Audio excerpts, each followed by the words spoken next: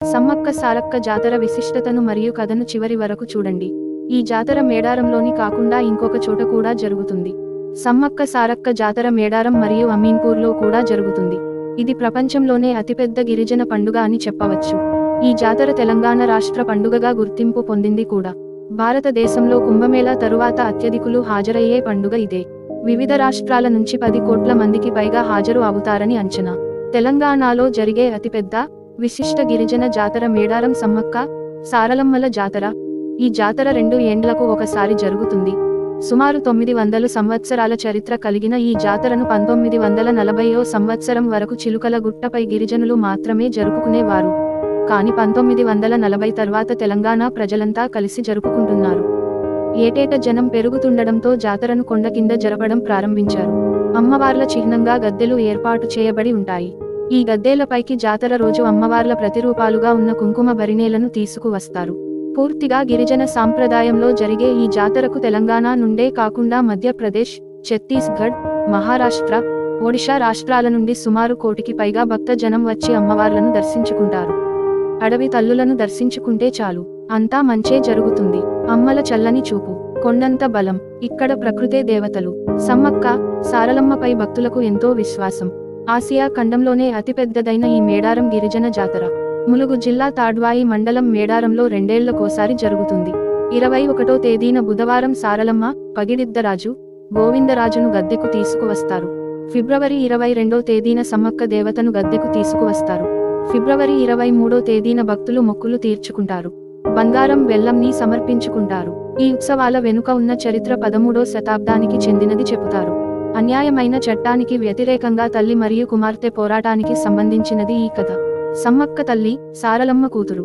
పురాణం ప్రకారం సుమారు 6 శతాబ్దాల క్రితం కొంతమంది గిరిజన నాయకులు వేట కోసం వెళ్లారు. మరియు పులుల గుంపు మధ్య ఆమె చుట్టూ కనిపించే ప్రకాశంతో నవజాత బాలికను కనుగొన్నారు. నాయకులు ఆ చిన్నారిని తమ నివాసాలకు తీసుకెళ్లి సమ్మక్క అని పేరు పెట్టారు. ఆమె నాయకురాలిగా పెరిగారు మరియు క్రమంగా ఈ ప్రాంతంలోని అన్ని తెగలకు సమ్మక్క రక్షకురాలిగా మారింది. ఆమె యుద్ధం మరియు పాలనా నైపుణ్యాలలో శిక్షణ పొందిన అందమైన యువతిగా ఎదిగింది.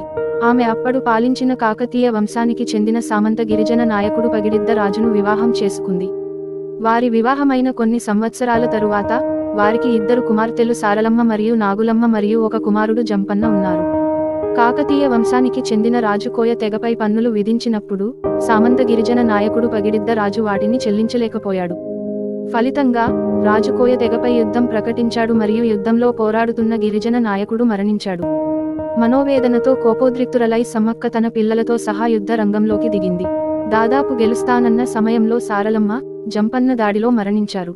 రక్తస్రావంతో సమీపంలోని సంపంగి అనే వాగులో పడిపోయాడు. సమ్మక్క తర్వాత చిలకల గుట్ట అనే కొండకు ఒంటరిగా వెళ్లి కుంకున్ భరణిలో కనిపించింది. ఈ సంఘటన తరువాత కోయ తెగ మరియు భక్తులందరూ సమ్మక్క మరియు సారలమ్మ దేవి ఆది పరాశక్తి యొక్క వ్యక్తీకరణలని నమ్ముతారు. అందువలన వారు ఈ పండుగలో వారిని పూజిస్తారు. మొత్తం వేడుక జంపన్న పడిపోయిన నది ఒడ్డున జరుగుతుంది. దీనిని ఇప్పుడు జంపన్న వాగు అని పిలుస్తారు. జాతరలో గిరిజనులు మరియు భక్తులందరూ అమ్మవారికి తమ బరువుకు సమానంగా బెల్లం సమర్పిస్తారు. వారు వెదురును పూజిస్తారు మరియు జంతువులను కూడా ఒక ఆచారంగా పూజిస్తారు. చాలా మంది భక్తులు తమ తలలను క్షౌరము చేసి డోలు వాయిద్యాలకు అనుగుణంగా దేవి ఆవహించినట్లుగా నృత్యం చేస్తారు.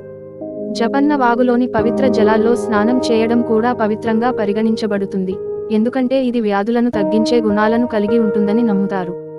సమ్మక్క, సారలమ్మ, పగిడిద్ద రాజు, జంపన్న అనే 4 సింహాసనాలను పండుగకు 2 వారాల ముందు నూతన వస్త్రాలతో అలంకరించి, ఆభరణాలతో అలంకరించి వారి వైభవాన్ని చాటి చెబుతారు. ఈ ఉత్సవం మనకు హైదరాబాద్లోని లింగంపల్లికి దగ్గరలో ఉండే అమీన్పూర్ గ్రామంలో కూడా ప్రతి 2 సంవత్సరాలకి మేడారంలో జరిగే సమ్మక్క సారలమ్మ జాతరలాగే ఇక్కడ కూడా ఎంతో వైభవంగా జరుపుతారు.